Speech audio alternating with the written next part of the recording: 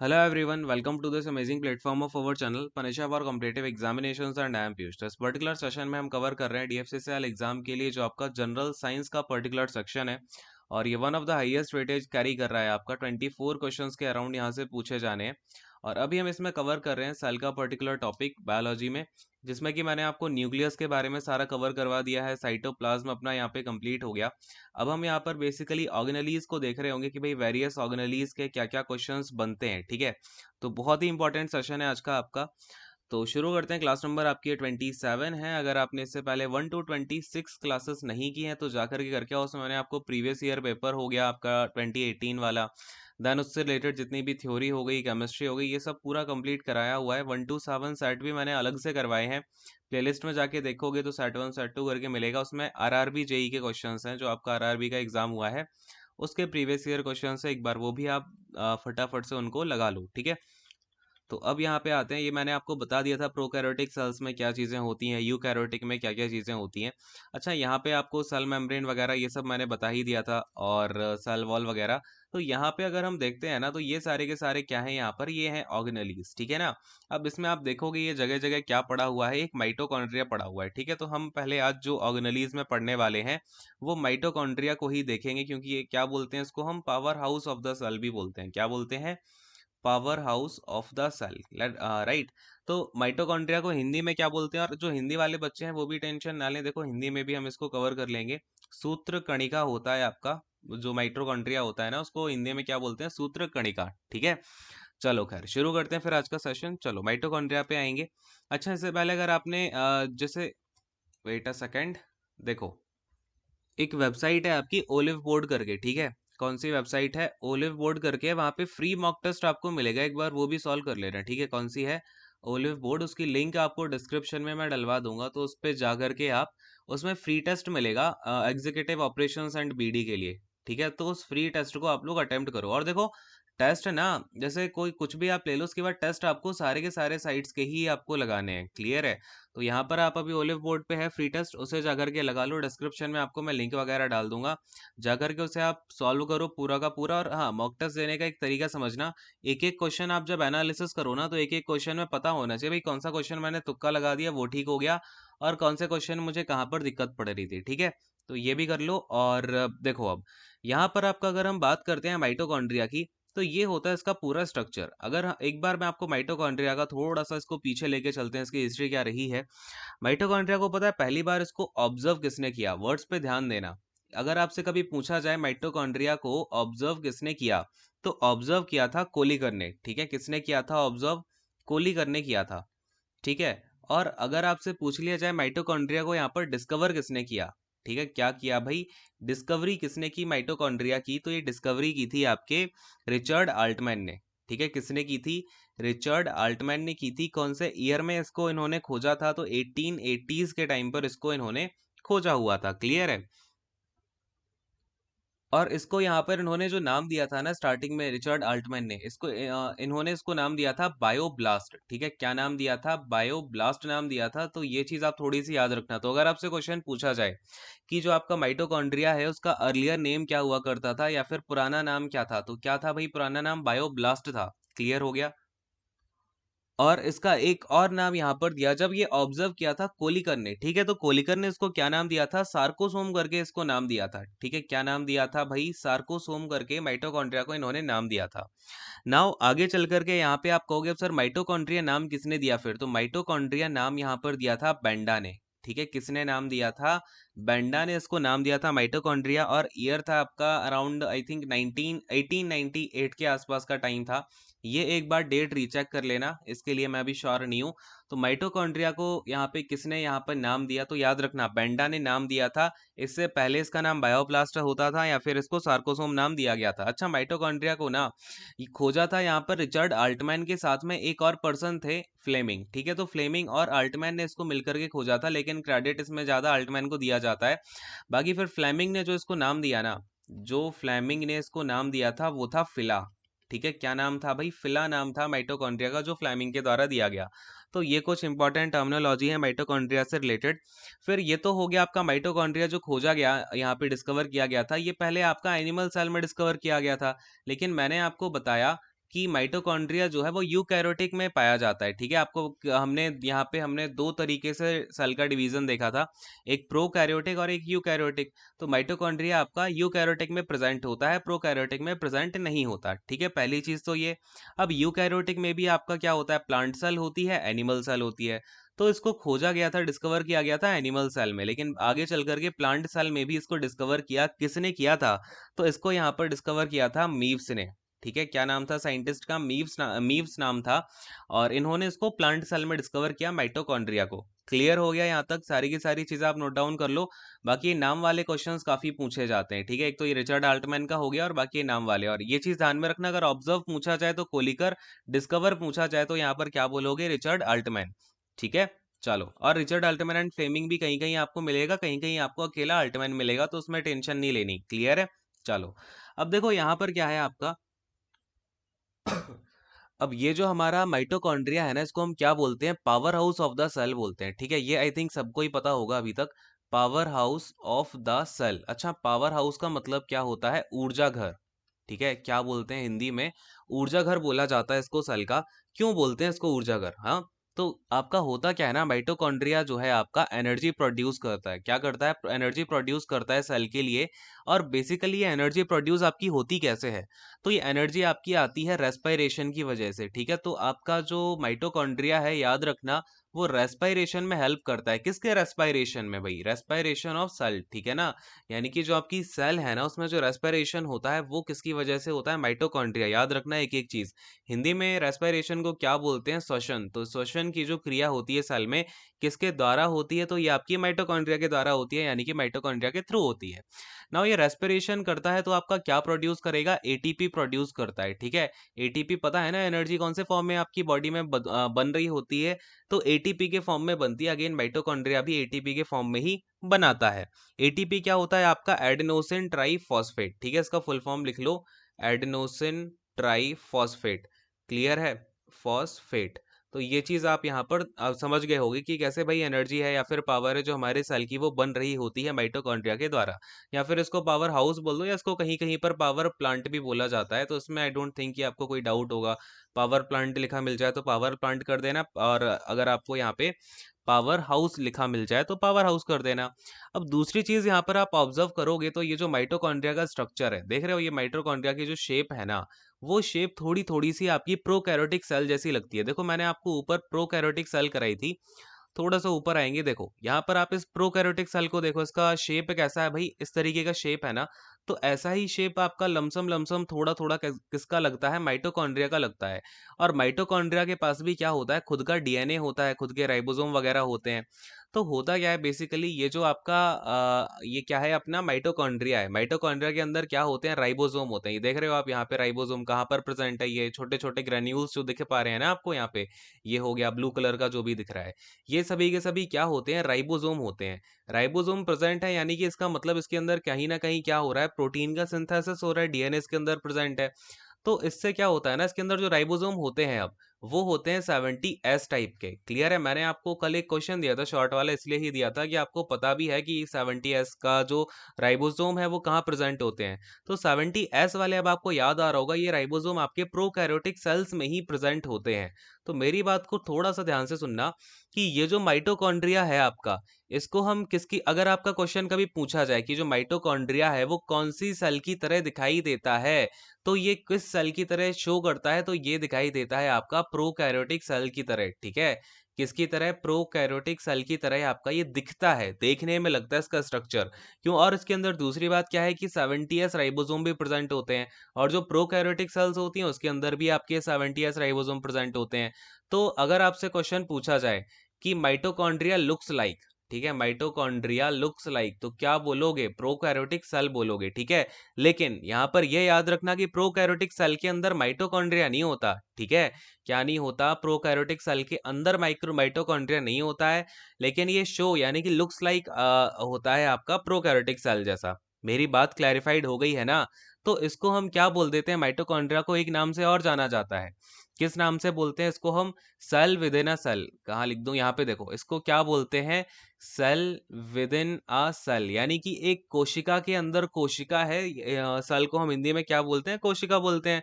तो इसका एक और नाम होता है, यानी कि जैसे हम इसको बुलाते हैं ना power house of the cell, वैसे ही इसको बोला जाता है cell within a cell. क्यों बोलते हैं? रीजन अब आप समझ गए होंगे, है ना? क्योंकि यूकैरियोटिक सेल के अंदर ये प्रेजेंट है आपका, और फिर काम इसको थोड़ा सा देखने में लगता है प्रोकैरियोटिक सेल जैसा। और इसके अंदर राइबोसोम भी होता है, डीएनए भी होता है। देखो डीएनए भी पड़ा हुआ है इसका खुद का, देख रहे हो? क्योंकि जहां भी आपका राइबोसोम प्रेजेंट है वहां पर डीएनए तो होगा, आरएनए, और यहाँ पे आरएनए होता है आपका राइबोसोम का मतलब। क्लियर है? अब देखो यहाँ पर आपको दिख रहा होगा एटीपी सिंथेस पार्टिकल्स।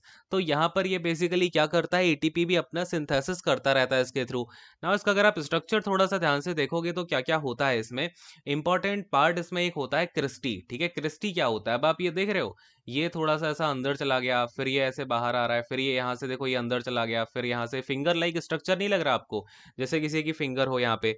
तो ये जो फिंगर लाइक स्ट्रक्चर होता है ना, इसको हम क्या बोल देते हैं? क्रिस्टी बोल देते हैं। इसको या तो आप क्रिस्टी बोल दो, या फिर इसको एक और नाम बोला जाता है ट्यूबुली। ठीक है, क्या बोलते हैं इसको? ट्यूबुली भी बोलते हैं क्रिस्टी को ही। क्लियर है मेरी बात? और इवन यहाँ पर आपको कहीं कहीं क्या लिखा मिलेगा कि जब हम बात करते हैं एनिमल सेल की, मैंने आपको बताया यूकैरियोटिक सेल जो है आपका, उसमें प्लांट सेल और एनिमल सेल इन दो टाइप में डिवाइडेड है। तो जो आपकी प्लांट सेल्स होती हैं उनमें जो जिस टाइप का ये क्रिस्टी, यानी कि जो फिंगर लाइक स्ट्रक्चर है ना, उसको बोला जाता है ट्यूबुली। ठीक है, फिंगर लाइक यानी कि उंगली नुमा हिंदी में बोल देंगे, अब इसमें कोई डाउट नहीं होना चाहिए हिंदी इंग्लिश वालों को। और क्रिस्टी जो है वो हम यहाँ पे एनिमल सेल के लिए कर रहे होते हैं यूज, ट्यूबुली हम अपना प्लांट सेल के लिए यूज कर रहे होते हैं। अच्छा, अब यहाँ से क्वेश्चन कैसा बनेगा कि अगर आपसे पूछ ले what is the name of finger like structure in the mitochondria, तो क्या बोलोगे भाई? उसको क्रिस्टी बोलते हैं या फिर ट्यूबुली बोलते हैं? क्लियर हुआ? नाउ माइटोकॉन्ड्रिया में आप देखोगे तो यहाँ पर ये जो बाहर वाली मेम्ब्रेन है इसको हम क्या बोल देंगे? आउटर मेम्ब्रेन बोलते हैं। और जो अंदर वाली ये वाली जो मेम्ब्रेन है इसको हम क्या बोल देंगे? Inner membrane. और इसके बीच की जो खाली जगह होती है इसको बोला जाता है इंटर मेम्ब्रेन स्पेस। ठीक है, और इसके अंदर जो आपका फ्लूइड होता है उसको हम क्या बोल देते हैं? मैट्रिक्स बोल देते हैं। तो सारे के सारे टर्म, ये देखो आउटर मेम्ब्रेन लिखा हुआ है ना, ये आउटर मेम्ब्रेन है, ये इनर मेम्ब्रेन है। तो सारे के सारे टर्म आपको क्लियर हो गए क्या? एंड आउटर और इनर मेम्ब्रेन के बीच की जो डिस्टेंस होती है वो 20 नैनोमीटर की होती है। ये सभी बातें, वैसे ये क्वेश्चन नहीं पूछा जाता तो इस पे हमें ध्यान भी नहीं देना। बाकी जो जो चीजें बता रहा हूँ ना कि इसका क्या नाम है, क्या चीजें हैं, वो सब ध्यान में रखना। जैसे आपका मैट्रिक्स वर्ड हो गया तो आपसे क्वेश्चन पूछ लेगा अगर कि what is filled inside the inner membrane of mitochondria, तो क्या बोलोगे भाई? मैट्रिक्स फिल्ड रहता है। क्लियर है? और ये क्रिस्टी का नाम थोड़ा सा ध्यान में रखना है। ठीक है, ये क्वेश्चन आ चुका है क्रिस्टी और ट्यूब्यूली से रिलेटेड, तो इसको अच्छे से नोट डाउन कर लो। नाउ अब हम थोड़ा सा और आगे चलते हैं यहाँ पे अपना जो माइटोकॉन्ड्रिया है उसमें। अच्छा, अगर मैं आपसे कभी पूछ लूं कि माइटोकॉन्ड्रिया की मुझे जरा बताओ शेप कैसी है, ठीक है, शेप ऑफ माइटोकॉन्ड्रिया कैसी होती है, तो आपको अब कोई डाउट तो होगा नहीं। एलिप्टिकल शेप होती है। ठीक है, कैसी होती है? एलिप्टिकल। एलिप्टिकल को हिंदी में क्या बोलते हैं? अंडाकार बोलते हैं। ठीक है, इसको क्या बोलते हैं? अंडाकार, यानी कि अंडे जैसी शेप होती है इसकी। चलो, अब आगे आते हैं। आपको मैंने बताया कि माइटोकॉन्ड्रिया जो होता है ना वो सेल के रेस्पिरेशन में हेल्प करता है। किसमें? रेस्पिरेशन में। तो जैसे हमारी ह्यूमन बॉडी में पूरा रेस्पिरेशन सिस्टम बना हुआ है, वैसे जो अगर हम सेल के रेस्पिरेशन की बात करते हैं तो बेसिकली आपका रेस्पिरेशन किस टाइप का होता है? इंट्रा सेल्युलर होता है। ठीक है, क्या बोलते हैं इसको हम? इंट्रा सेल्युलर रेस्पिरेशन में हेल्प करता है आपका माइटोकॉन्ड्रिया। तो ध्यान रखना यहाँ पे, अगर आपको ये वर्ड भी मिल जाए तो इसमें कंफ्यूज मत होना। हिंदी में इसको क्या बोल देंगे? इंट्रा को मतलब अंतः। ठीक है, अंतः कोशिकीय श्वसन, क्या बोलते हैं इसको हिंदी में? अंतः कोशिकीय श्वसन इसको बोला जाता है। तो ये आप एक बार नोट डाउन कर लेना। अच्छा, दूसरी बात यहाँ पर अब आती है कि जो माइटोकॉन्ड्रिया है ना वो आपका अलग अलग टाइप की जो सेल प्रोसेस होती है ना उनमें भी इन्वॉल्व्ड रहता है। जैसे आपका क्या हो गया? सेल की डिवीजन होता है जो, ठीक है, तो सेल के डिवीजन में भी माइटोकॉन्ड्रिया पार्टिसिपेट करता है। दूसरी बात यहाँ पर हो गई कि जो आपका यहाँ पे ग्रोथ होती है, ठीक है, सेल की क्या होती है? ग्रोथ होती है, तो उसमें भी माइटोकॉन्ड्रिया यहाँ पे पार्टिसिपेट करता है। तीसरी चीज जो आपकी सेल की डेथ होती है उसमें भी आपका माइटोकॉन्ड्रिया क्या करता है? पार्टिसिपेट करता है। और सेल की जो ये डेथ होती है ना इसको इसका नाम होता है बेसिकली एक अपो देखो क्या होता है? अपोप्टोसिस। ठीक है, क्या बोलते हैं इसको? अपोप्टोसिस। तो यहाँ पर सेल डेथ की जो प्रोसेस है अपोप्टोसिस, इसमें भी आपका माइटोकॉन्ड्रिया पार्टिसिपेट कर रहा होता है। ठीक है, एक बार ये क्वेश्चन यहाँ पे अपोप्टोसिस से पूछा गया है। ठीक है, तो ये याद रखना। देखो बेसिक बेसिक चीजें तो सबको पता है, लेकिन आपको जो क्वेश्चंस अब पूछे जा सकते हैं, अच्छे क्वेश्चंस बनते हैं, वो भी पता होने चाहिए, है ना। रट्टू तोता बन के नहीं बैठना है कि बस एक क्वेश्चन पढ़ लो आप माइटोकॉन्ड्रिया से और हो गया कि भाई ये तो क्या होता है, आपका पावर हाउस होता है, यही क्वेश्चन आ जाएगा, नहीं आएगा वो क्वेश्चन, ठीक है। अच्छा, अब ये जो अपने माइटोकॉन्ड्रिया है ना, इनकी डिपेंडेंसी होती है, ठीक है। क्या करते हैं आपके माइटोकॉन्ड्रिया, डिपेंड होते हैं न्यूक्लियस पे।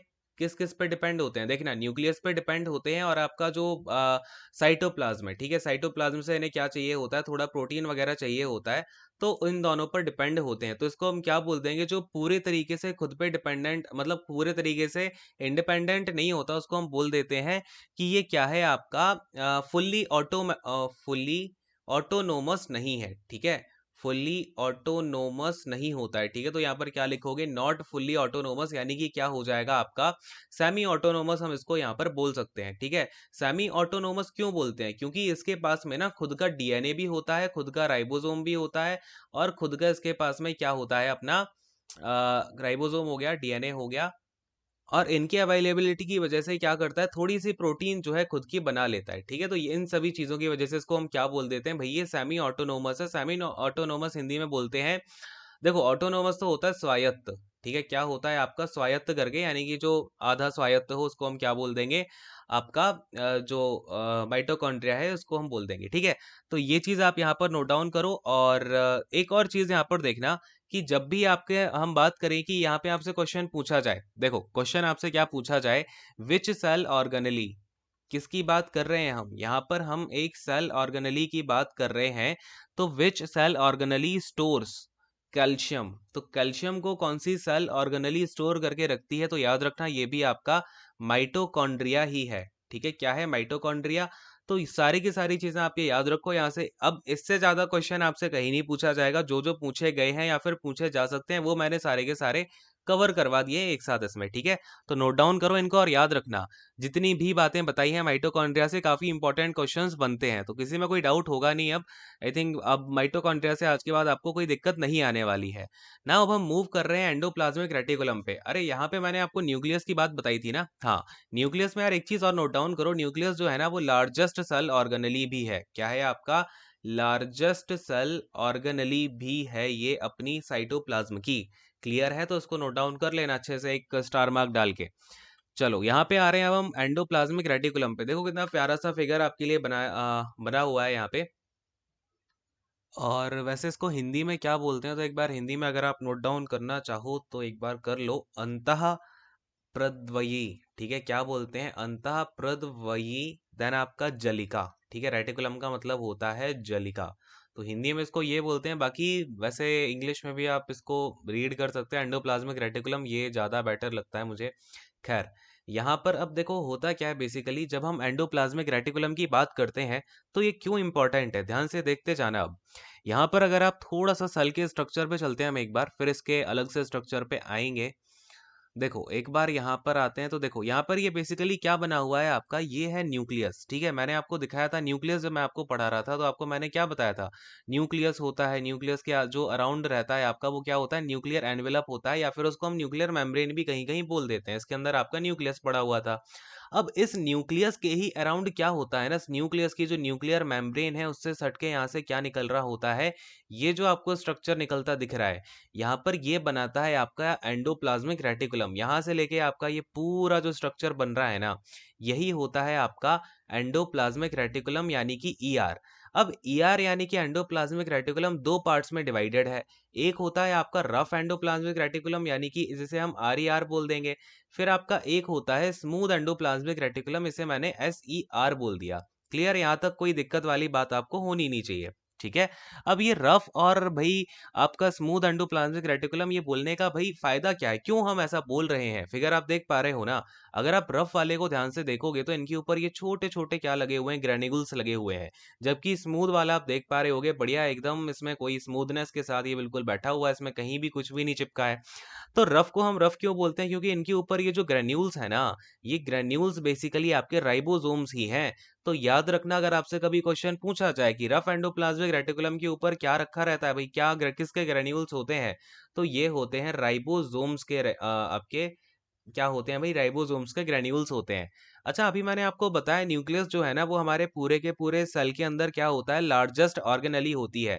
इसी तरीके से आपका जो राइबोसोम है ना, ये स्मॉलेस्ट ऑर्गेनेली होती है। क्या होती है ये आपकी स्मॉलेस्ट ऑर्गेनेली इन न्यूक्लियस, ठीक है। तो ये चीज भी एक बार नोट डाउन कर लेना। अब हम यहाँ पे क्या बात कर रहे हैं, राइबोसोम इसके ऊपर प्रेजेंट होता है, और जहां भी राइबोसोम होगा वो क्या करेगा, मैंने आपको एक चीज बताई है, राइबोसोम होने का मतलब क्या है, वो प्रोटीन सिंथेसाइज करेगा। तो आपसे अगर क्वेश्चन पूछ लिया जाए कि बताओ भाई कौन सा वाला एंडोप्लाज्मिक रेटिकुलम है जो कि प्रोटीन को सिंथेसाइज करता है, तो बताओ कौन सा हो जाएगा, तो ये रफ वाला हो जाता है। नोट डाउन करो इसको। विच विच ईआर प्रोड्यूसेस विच ईआर प्रोड्यूसेस, प्रोड्यूसेस की जगह वैसे सिंथेसाइज वर्ड ज्यादा यूजफुल होता है। सिंथेसाइजेस या फिर आपका सिक्रीट, ठीक है। सिंथेसाइज करके सिक्रीट भी तो करेगा आपका क्या, राइबोसोम, सॉरी राइबोसोम नहीं, प्रोटीन, ठीक है। तो कौन सा करता है भाई प्रोटीन को, तो ये करता है आपका रफ एंडोप्लाज्मिक रेटिकुलम, यानी कि RER, ठीक है। क्लियर हो गया। अब देखो जैसे आपका ये रफ वाले ने क्या किया, प्रोटीन को यहाँ पे सिंथेसाइज कर दिया। और प्रोटीन इसमें जो आपके होते हैं ना वो सीरम प्रोटीन्स होते हैं। ये किसको करता है, बेसिकली सीरम प्रोटीन्स को यहाँ पर ये सिंथेसाइज करता है। सीरम प्रोटीन यानी कि जैसे आपका एल्ब्यूमिन हो गया, ठीक है। क्या होता है आपका, एल्ब्यूमिन। तो ये चीज याद रखना, अगर आपसे कभी ये सीधा सीधा भी पूछ लिया जाए कि सेल के किस पार्ट में एल्ब्यूमिन प्रोटीन जो है वो आपका स्टोर किया जाता है या फिर सिंथेसाइज किया जाता है, तो भाई वो किया जाता है आपका ये जो एंडोप्लाज्मिक रेटिकुलम होता है इसके अंदर। अरे बोलो हाँ, क्लियर है क्या। और ये जो राइबोसोम होते हैं ना ये आपके इसी जगह प्रेजेंट होते हैं, यानी कि बाहर वाले हिस्से में। ये जो साइड होती है ना इसको बोला जाता है साइटोप्लाज्मिक साइड, क्योंकि अंदर वाली जो साइड होगी वो कैसी हो जाएगी, न्यूक्लियोप्लाज्मिक, यानी कि यहाँ पर क्या है, न्यूक्लियोप्लाज्म भरा हुआ है, न्यूक्लियस वाली साइड है ये। तो ये जो आप देख रहे हो ना ये वाला स्ट्रक्चर, इसका जो इस साइड वाला स्ट्रक्चर इसको हम क्या बोल देंगे, न्यूक्लियो न्यूक्लियोप्लाज्मिक साइड, ठीक है। और फिर ये जो आउटर साइड वाला एरिया इसको क्या बोलेंगे, साइटोप्लाज्मिक साइड बोलेंगे। अच्छा चलो ये कोई बात नहीं यार, एक और फिगर पे मैं आपको लेके चलता हूँ, तो आपको मे बी बेटर समझ में आए। देखो ये न्यूक्लियस है ना, इस न्यूक्लियस के आसपास आप देख पा रहे हो यहाँ पे क्या है भाई, ये हो गया आपका एंडोप्लाज्मिक रेटिकुलम। तो ये वाली जो साइड होती है, तो ये किसकी तरफ है, ये वाली साइड ये है आपकी न्यूक्लियस की तरफ। ये वाली साइड किसकी तरफ है, साइटोप्लाज्म की तरफ है। अरे बोलो हाँ, क्लियर हो गया क्या।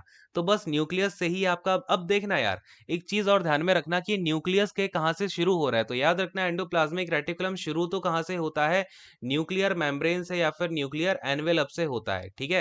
न्यूक्लियर एनवेलप से स्टार्ट होता है एंडोप्लाज्मिक रेटिकुलम, और ये एंड पता कहाँ पे होता है, ये तो रफ वाला हो गया, चलो ये RER हो गया, यानी कि रफ एंडोप्लाज्मिक रेटिकुलम। जहां भी मैं RER बोलूंगा यानी कि वो क्या है आपका, रफ एंडोप्लाज्मिक रेटिकुलम है। लेकिन ये आपका धीमे धीमे धीमे धीमे देखोगे यहाँ पे, ये आपका RER हो गया, ये आपका SER है। तो ये जा करके ना प्लाज्मा मेम्ब्रेन के पास मिल जाता है, यानी कि खत्म कहाँ पर होता है, तो प्लाज्मा मेम्ब्रेन पर जाकर के आपका ये खत्म हो रहा होता है, ठीक है। याद रखना स्टार्ट कहाँ से हुआ, न्यूक्लियर मेम्ब्रेन से आपका, या फिर न्यूक्लियर एनवेलप से ये आपका स्टार्ट हुआ, और फिनिश जाकर के कहाँ पर हो रहा है, प्लाज्मा मेम्ब्रेन पे। क्लियर हुई बात। अब मैंने आपको ये तो बता दिया कि जो RER है वो आपका क्या करता है, प्रोटीन सिंथेसाइज करता है, स्टोर करके रखता है। अब ये SER जो है ना आपका, इसका क्या यूज है, यानी कि जो स्मूथ एंडोप्लाज्मिक रेटिकुलम है इसका क्या यूज है, तो ये सिंथेसाइज करता है लिपिड्स को, ठीक है। ये क्या करता है आपका, सिंथेसाइज, सिंथेसाइज किसको करता है, लिपिड्स को सिंथेसाइज करता है, ठीक है।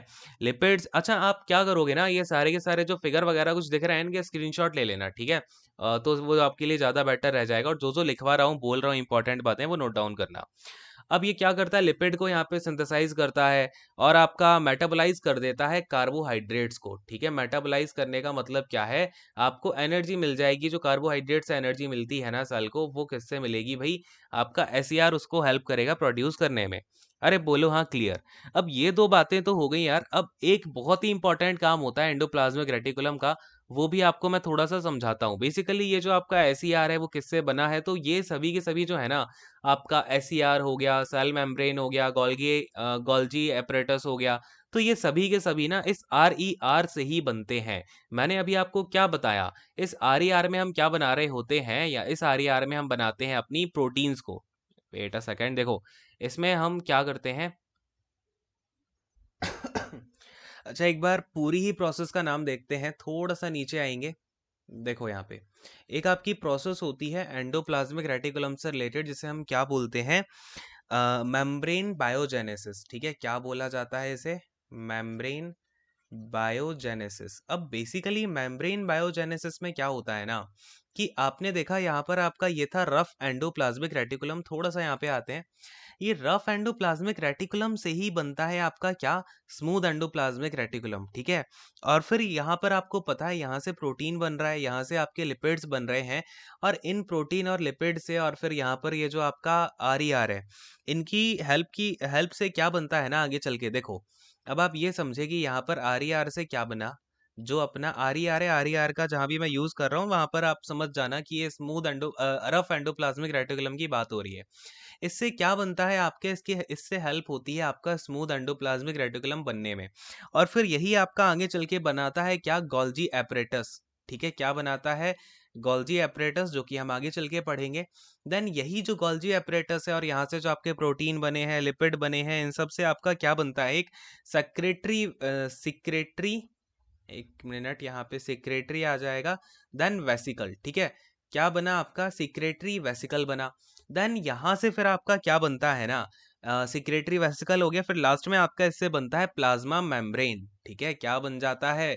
प्लाज्मा मेम्ब्रेन बन जाता है। और ये जो पूरी की पूरी प्रोसेस है, इसको क्या बोला जाता है? मेम्ब्रेन बायोजेनेसिस बोला जाता है। तो अगर आपसे एग्जाम में कभी क्वेश्चन पूछ लिया जाए कि आपका, देखो इसे हिंदी में क्या बोलेंगे, एक बार मैं हिंदी में भी बता देता हूँ। झिल्ली जीव जनन इसको बोला जाता है, ठीक है। मेम्ब्रेन का मतलब होता है झिल्ली, ठीक है। क्या होता है ये? झिल्ली। और फिर आपका जीव जनन होता है बायोजेनेसिस, ठीक है। तो ये हो गई इसकी हिंदी। नाउ अगर आपसे कभी क्वेश्चन पूछा जाए कि आरईआर से प्लाज्मा मेम्ब्रेन कौन सी प्रोसेस से बना, तो हमेशा याद रखना मेम्ब्रेन बायोजेनेसिस की प्रोसेस के थ्रू ये बन रहा होता है। क्लियर है? अच्छा, एक चीज और, आपका जो कोलेस्ट्रॉल है ना, वो भी कहाँ पर आपका फॉर्म होता है किसी सेल के अंदर? वो भी स्मूथ एंडोप्लाज्मिक रेटिकुलम में आपका सिंथेसाइज होता है। क्या? कोलेस्ट्रॉल, ठीक है। कोलेस्ट्रॉल क्लियर हो गया। तो ये सभी चीजें आप नोट डाउन करो। मेम्ब्रेन बायोजेनेसिस की प्रोसेस हो गई, ये सब हो गया। अब इतने ही क्वेश्चंस आपके बनते हैं एंडोप्लाज्मिक रेटिकुलम से। अब एक चीज और यार, इसके अपन ने साइंटिस्ट वगैरह की तो बात ही नहीं करी, इसकी डिस्कवरी किसने की है बेसिकली? तो इसको यहाँ पर डिस्कवर किसने किया था? दो लोगों ने मिलकर के किया था। एक का नाम था एल्बर्ट क्लाउड, ठीक है। क्या नाम था भाई? Albert cloud. एंड दूसरे पर्सन का नाम था कीथ पोर्टर। क्या नाम था? कीथ पोर्टर नाम था। क्लियर है? तो ये दोनों नाम आप याद रखोगे। इन दोनों ने मिलकर के इसको यहाँ पर बेसिकली ऑब्जर्व किया था। कौन से माइक्रोस्कोप के अंदर? याद आ रहा है, मैंने आपको स्टार्टिंग में एक इलेक्ट्रॉन माइक्रोस्कोप बताया था। चलो बताओ कमेंट करके। इलेक्ट्रॉन माइक्रोस्कोप जो है आपका, इसको यहाँ पर किसने बनाया था? ठीक है, इलेक्ट्रॉन माइक्रोस्कोप को। अब इन दोनों ने मिलकर के इसे खोजा कौन से ईयर में? तो 1945 में जो है इसकी डिस्कवरी की गई। लेकिन एक बात और याद रखना कि एंडोप्लाज्मिक रेटिकुलम को ना इससे पहले भी किसी ने ऑब्जर्व किया था। क्या बोल रहा हूँ? ऑब्जर्व किया था। कौन से माइक्रोस्कोप से? लाइट माइक्रोस्कोप से, ठीक है। लाइट माइक्रोस्कोप से इन्होंने इसको ऑब्जर्व किया था। तो इतना ज्यादा कुछ क्लियर ये बता नहीं पाए इसके स्ट्रक्चर के बारे में। तो पूरा का पूरा जो डिस्कवर किया वो तो किया क्लाउड और पोर्टर ने, लेकिन इससे पहले भी इसको ऑब्जर्व कर चुके थे 1897 में। नाम क्या था इनका? गार्नियर। और ये जो गार्नियर थे, इनको ये पूरा दिखा नहीं, तो इन्होंने इसका नाम चमका चमका के क्या लिख दिया? एर्गास्टोप्लाज्म दे दिया था इसका, ठीक है। क्या बोल दिया इन्होंने इसको? एर्गास्टोप्लाज्म। तो याद रखना यहाँ पर एक नाम और दिया गया था आपके एंडोप्लाज्मिक रेटिकुलम को ही, एर्गास्टोप्लाज्म के नाम से भी हम इसे जानते हैं। जिसे नाम ये किसने दिया था भाई? गार्नियर ने दिया था। ईयर था 1897। Year is not that much important, याद मत भी रखो तो काम चल जाएगा, ठीक है। तो क्लियर हो गया आपको ये सारी की सारी चीजें, क्या होता है आपका एंडोप्लाज्मिक रेटिकुलम, क्या चीजें हैं। तो देखो, हर चीज को ना बहुत ही आराम से समझना है। साइंस जो है बड़ा ही प्यारा सब्जेक्ट है, और फिजिक्स तो जो है मतलब, अभी आप जब फिजिक्स पढ़ोगे ना तो मतलब, मेरा तो पहला प्यार रहा है फिजिक्स यार। फिजिक्स पढ़ने में जो मजा है वो किसी में है ही नहीं, है ना। तो ये तो खैर यार बायोलॉजी है। आपको यहाँ तक आई होप समझ में आ गया होगा जो भी चीज़ें मैंने आज की आपको समझाई हैं। देन आगे आपकी जो भी ऑर्गेनलीज बची हैं वो भी फिनिश करेंगे, जितने क्वेश्चंस पूछे जाते हैं, ठीक है। तो आप ये सब अच्छे से रिवाइज कर लेना। और दूसरी बात की यहाँ पे आपका क्या बोल रहा था मैं, हाँ। तो अभी आपका एक्चुअली मुझे 2-3 दिन के अंदर शायद मुझे वो चेकअप वगैरह के लिए एडमिट होना पड़े। तो मैं एक काम करूंगा, इसमें आपका लॉस ना हो तो कुछ क्वेश्चन की वीडियोस बना दूंगा, जो कि क्वेश्चन आपके टीसीएस के द्वारा पूछे गए हैं, ठीक है। और मुझे याद है अभी मुझे आपको एनटीपीसी के 480 के करीबन क्वेश्चंस हैं, वो भी कराने हैं। एक्चुअली में ये क्वेश्चंस जो है ना, इनकी पीडीएफ वगैरह बनवाई जा रही है। तो पीडीएफ बनने में इसकी थोड़ा सा टाइम लग रहा है ना। या तो फिर मैं ऐसा करूं कि जो क्वेश्चंस हैं वो मैं आपको सीधा लिख लिख के कराता जाऊं वन लाइनर के फॉर्म में, ठीक है। क्वेश्चन भी अब क्या ही उसमें नोट डाउन कराने, तो देखेंगे इसका कुछ ऐसा। बाकी टीसीएस वाले क्वेश्चंस जो हैं वो भी आपको करा दूंगा, जो टीसीएस ने पूछे हैं 2020 में। जैसे आपका एग्जाम हो गया, एसएससी वाले एग्जाम्स हो गए, ठीक है, तो इनमें जो टीसीएस के पूछे क्वेश्चन है वो भी कर लेंगे हम। यहाँ पर आपका जनरल साइंस में जो एनटीपीसी में पूछे गए क्वेश्चन है अभी तक 1 to 6 फेज के रेलवे वाले, ये भी कर लेंगे। और इवन इसके बाद अगर हमें टाइम ज़्यादा और मिल जाता है, तो आपका रेलवे में जो जेई का एग्जामिनेशन हुआ उसके मैंने आपको अभी 7 सेट कराए हैं, ठीक है ना, और भी सेट करा दूंगा इसके मैं। जो क्वेश्चंस पूछे गए हैं आरआरबी जेई की जनरल साइंस में, याद रखना आरआरबी जेई का जो टियर 1 था, यानी कि जो सीबीटी 1 था, उसमें जनरल साइंस पूछी गई थी, यानी कि 10th लेवल वाली साइंस ही पूछी गई थी। ये मत समझ लेना कि सर जूनियर इंजीनियर है तो उसमें कुछ ज़्यादा पूछा होगा, भैया नॉर्मल से क्वेश्चंस ही थे उसमें भी, ठीक है, जो रेलवे पूछती है। तो ये सब बातें हैं। और इसके अलावा आपको क्या करना है भाई, मेहनत करते जाना है। मेहनत का क्या नहीं होता, कोई सब्स्टिट्यूट नहीं होता है, तो मेहनत करने के अलावा आपके पास कोई चांस ही, कोई चारा ही नहीं है, ठीक है। और मैंने अभी एक दिन इंस्टाग्राम खोल के देखा, मैं ज़्यादा वैसे खोलता नहीं हूँ, तो मतलब उसमें इतने सारे मैसेज हैं कि सर इसकी सैलरी कितनी होती है, सैलरी से रिलेटेड इतने सारे मैसेजेस आ रहे हैं। भाई क्या कर रहे हो, सैलरी वगैरह की देखते हैं यार, कुछ वीडियो देखेंगे, अगर बन पाई तो बना दूंगा। एक्चुअली एक्स्ट्रा टाइम यार मिल ही नहीं पा रहा है। मैं आपको क्या बताऊँ, अभी क्लास मेरी फर्स्ट प्रायोरिटी होती है कि पहले आपको क्लासेस दे दूँ। मैं ये वीडियो बहुत पहले से प्लान कर रहा हूँ कि आपको जॉब प्रोफाइल वाली वीडियो बना के दूंगा। इन ये जो वीडियोस है ना, इनको सब लोग भर भर के देखते भी हैं, बट मेरी पहली प्रायोरिटी होती है जो यूजफुल चीज़ है वो पहले मिलनी चाहिए। जॉब प्रोफाइल जान के या सैलरी लेके क्या करोगे, जब पहले सिलेक्शन होना चाहिए ना उसके लिए। तो देखते हैं यार, वो एक्स्ट्रा टाइम मिलता है तो उसमें बनाएंगे, ठीक है। और क्या बात थी भाई, हाँ यार एक आध बात और थी, मैं भूल गया अभी, ठीक है, अगली क्लास जब देखेंगे 5 PM वाली क्लास में, अगर याद आता है तो बताऊंगा। खैर अब इस सेशन को यहीं पे एंड करते हैं। Thank you so much, God bless you all, take care and bye bye.